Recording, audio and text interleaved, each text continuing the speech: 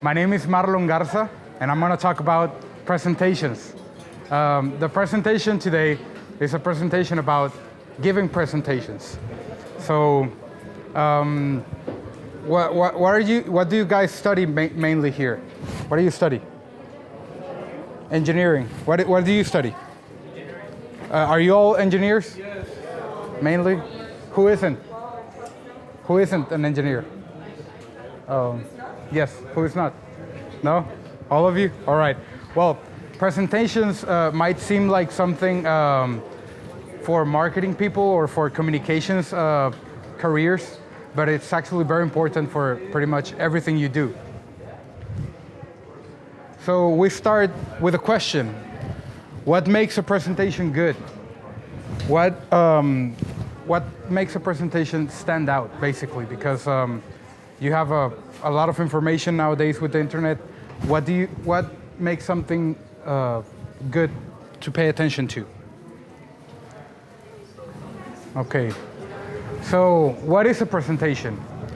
A presentation is the process of presenting a topic to an audience. This is important. You have to have an audience in mind because your audience is going to set the tone for the presentation.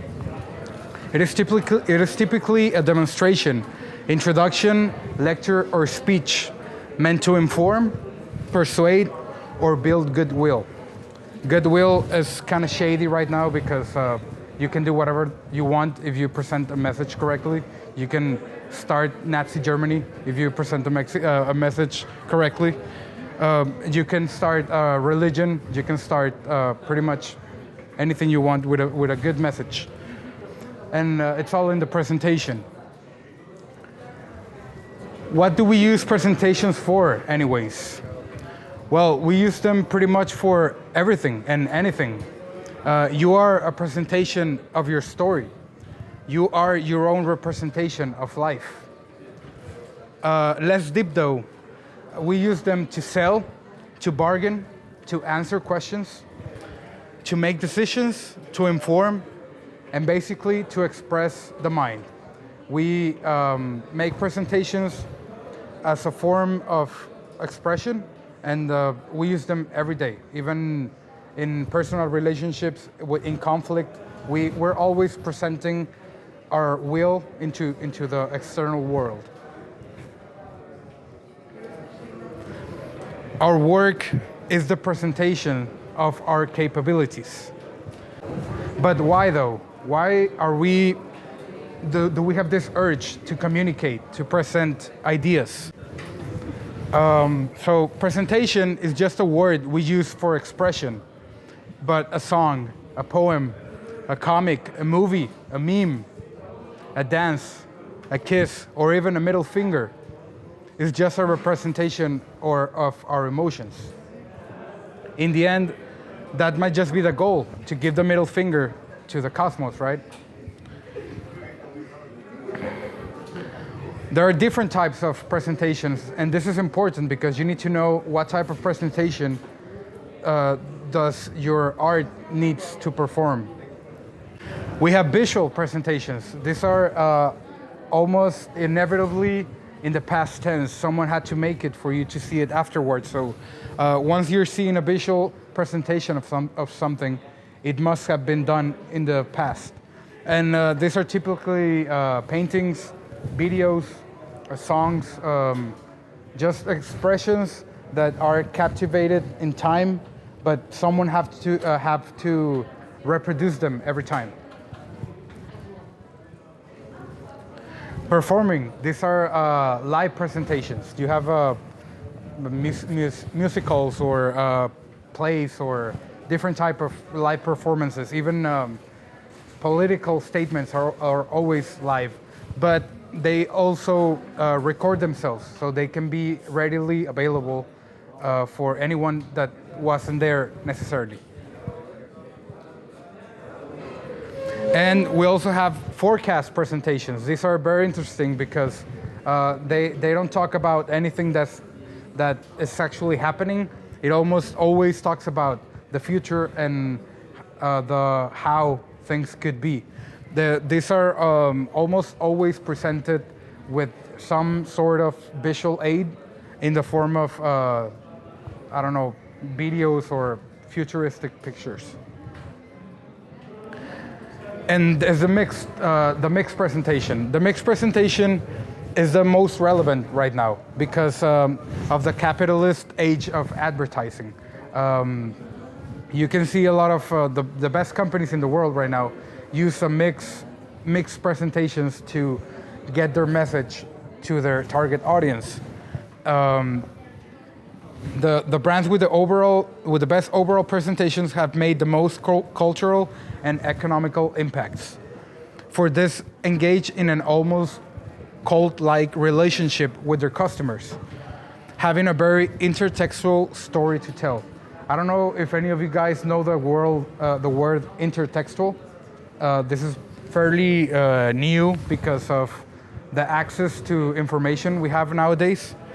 I'm going to show you a video about it in a minute, but this is very important to understand that the best presentations are mixed. They talk about the past, the present, and the future, and they always show progress. And this is very important to have an engaging and attractive presentation. You need to make your audience feel like there is progress, even though there isn't. Video. Video is an excellent medium. Has anyone heard that video is the seventh art? Has anyone heard that expression? Yes, maybe? That video is the seventh art. Yes. Yes, el séptimo arte. No? No one has heard that before? Well, it's an expression they use to... there's 6 different types of art: plastic, performance. I don't know them all, but they say video is the 7th art because it's the only one that can take all of them into one.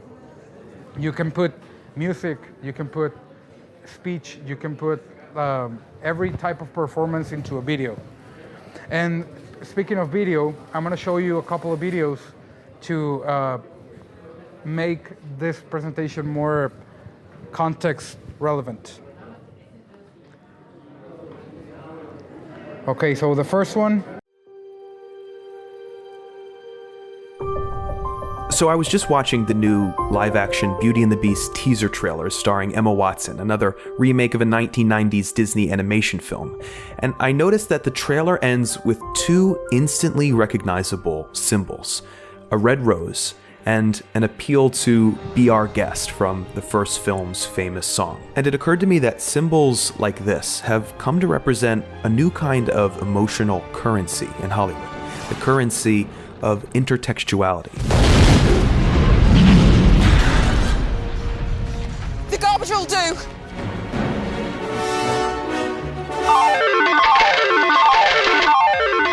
Intertextuality is something in a text, in this case a movie, that is shaped by another text. That could be a film or a book or a play or a song.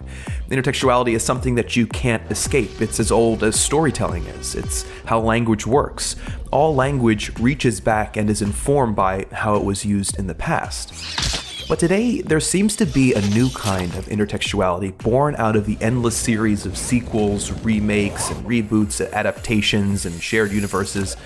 And it's perfectly captured in that Force Awakens clip when the Millennium Falcon is revealed, or later when Han Solo and Chewbacca board their ship, or later still when BB-8 pulls the cover off an old friend. What do we feel in these moments? It's a bit hard to... So that is an example of a new trend that's popping up right now that is called intertextuality. Let me go back. And this is why this type of presentation is so effective right now, because you can combine with intertextual cues, you can combine the past, the present, and the future and give the audience a sense of belonging and of they feel like they're inside the cold, you know, like Apple makes you feel. Talking about Apple has been one of the best examples of what a good presentation game can do for a brand and for a consumer product company. Here I'm going to show you an example of a guy. He basically came up with the formula for how Apple makes presentations and why is it so effective. I repeat, it doesn't matter what you study. It's important to know how to present your ideas, even to other people, non-work related.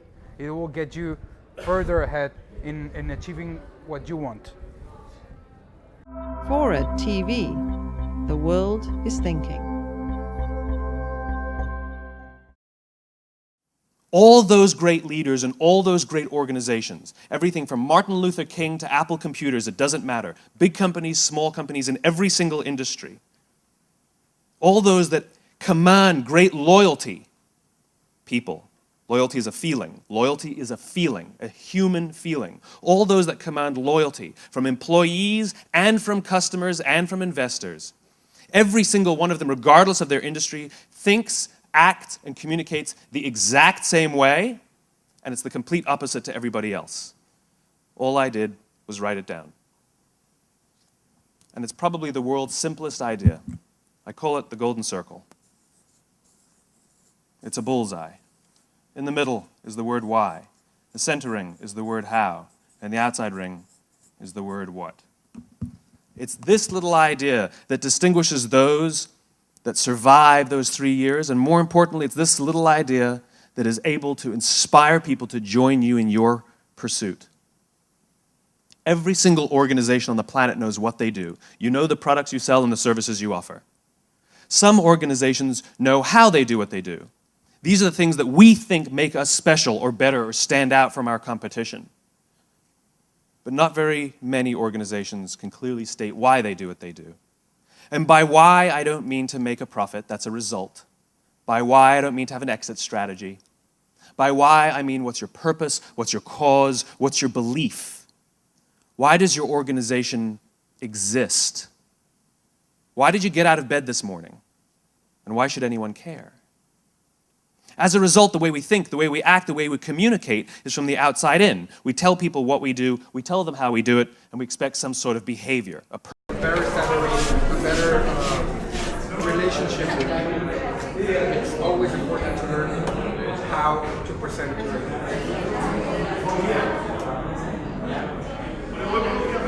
and whatever you choose your medium to be, if it's singing, if it's art, if it's putting a finger out there, if it's dancing, if it's coloring, whatever your medium is, give a great presentation.